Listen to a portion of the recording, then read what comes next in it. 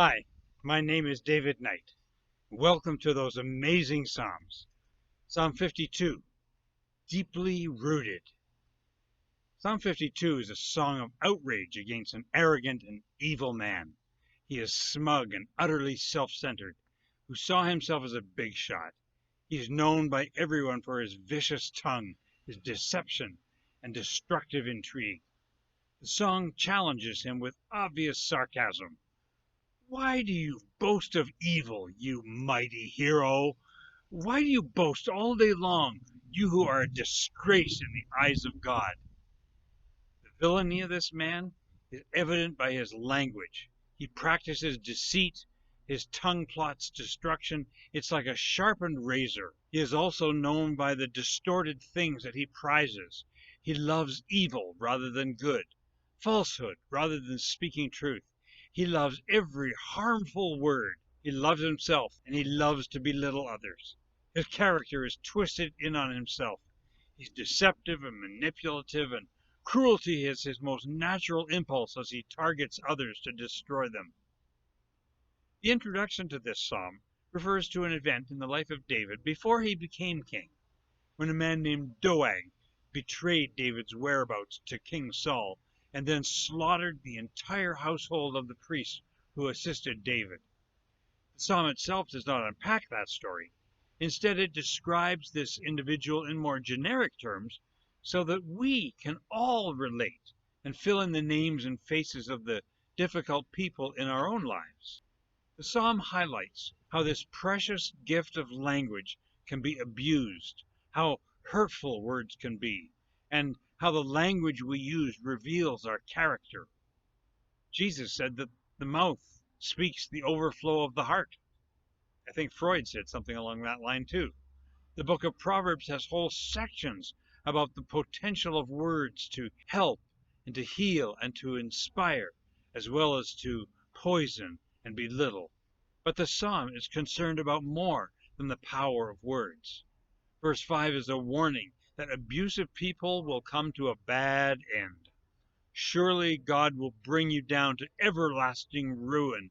He will snatch you up and tear you from your tent. He will uproot you from the land of the living.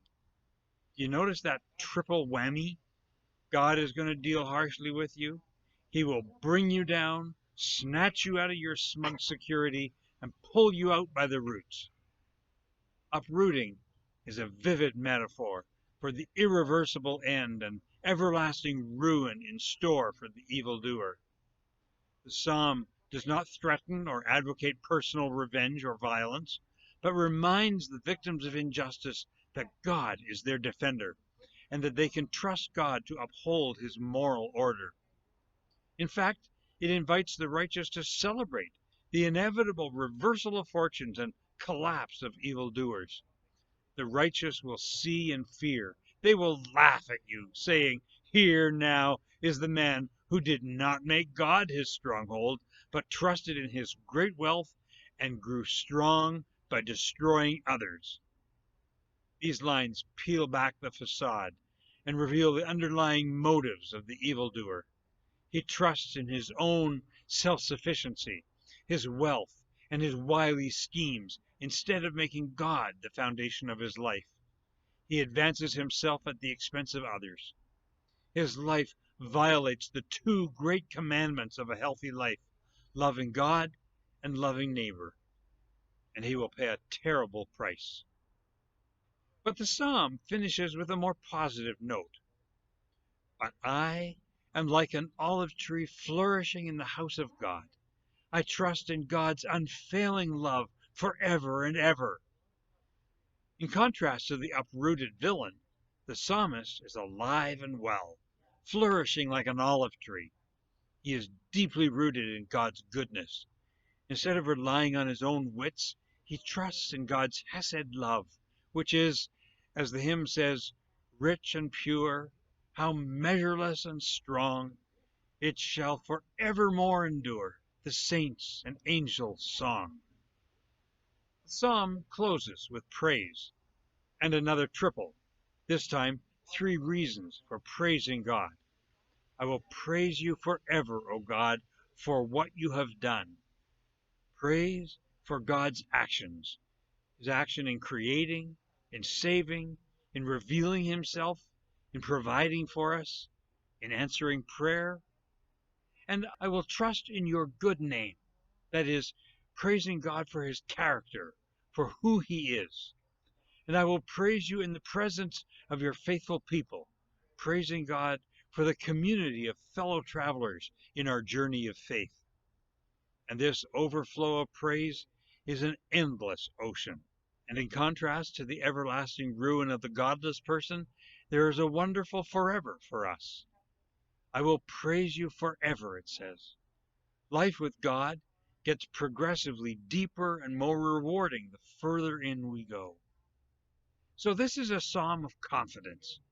It acknowledges hardship, but it has no doubt that God's justice will prevail and that God's faithful love will flow into our lives and make us secure, productive, and joyful. One final comment. Psalm 52 is like the doorway to a rogues gallery. In each of the next 7 psalms, we come face to face with nasty people. Looking at this road ahead reminded me of driving through the badlands of Alberta or Montana when I would prefer more pleasant scenery. But as I thought about it, life is full of unsavory people. Neighbors, work colleagues, relatives who have sharp edges, harsh tongues, rude manners, and generally hostile views. The question for people who read and pray the Psalms is, how do we live lives of grace, of patience, courage, and vibrant faith in a world where these annoying people also live and who don't always get uprooted, torn down, and who often seem to have the upper hand? These upcoming Psalms speak of a repertoire of spiritual practices that can help us to navigate these relational challenges. I hope you'll join me on this journey through the Badlands. Take care.